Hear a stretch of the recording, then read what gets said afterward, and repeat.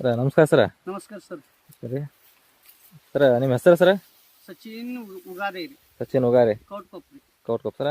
ಬೆಳಗಾವಿ ಜಿಲ್ಲಾ ಹತ್ತನೇ ತಾಲೂಕು, ಹದಿನೈದು ತಾಲೂಕು ಸರ್. ಕೌಟ್ಕೊಪ್ಪ. Okay sir. ಈ ಕಬ್ಬು ಬೀಜ ಯಾವ್ದು ಸರ್? ಇದು 8000 ಪಾಸ್ ರೀ. 8000 ಪಾಸ್. ನೀವು ವೆಸ್ಟೇಜ್ ಗೊಬ್ಬರ ಯೂಸ್ ಮಾಡಿರಿ? ಹಾಂ, ಅದನ್ನೇ ಯೂಸ್ ಮಾಡಿದ್ರಿ ಸರ್. ವೆಸ್ಟೇಜ್ ಗೊಬ್ಬರ ತಗೊಳ್ಳೋದ ದನತಗ ಗೊಬ್ಬರ ಯೂಸ್ ಮಾಡಿರಿ. ಇದು ಎಷ್ಟು ತಿಂಗಳ ಕಬ್ಬು ಸರ್? ಸರ್ ಇದು 11 ತಿಂಗಳು ಆಯ್ತು ನೋಡ್ರಿ ಹಿಂದಿಗೆ ರೀ. ಹಿಂದಿಗೆ 11 ತಿಂಗಳು ಸರ್. ಹಾಂ ರೀ. ಹೌದು ಸರ್. ಸರ್ ಎಷ್ಟು ಗಣಿಕೆ ಆಗಿದ್ದು ಗಣಿಕೆ ಅನಿಸ್ತದೆ ಸರ್? 30 ಗಣಿಕೆ ಐತ್ರಿ ಸರ್. 30 ರೀ? ಹಾಂ ರೀ. ಸರ್ 11 ತಿಂಗಳ ಸರ್ ಒಂದು 65 70 ಎವರೇಜ್ ಐತ್ರಿ ಸರ್. 34 ಗಣಿಕೆ ಐತಿ ನೋಡ್ರಿ. 34 ಗಣಿಕೆ. 34 32 ಗಣಿಕೆ ಅದಾರ sir. Okay sir. Okay, thank you sir. ಒಂದು 32 ಅದಾವ್ರಿ, 34 ಅದಾವ್ರಿ. ಹಾಂ. ಮಿನಿಮಮ್ 32 ಗಣಿಕೆ ಅದಾವ್ರಿ ಸರ್. Okay sir.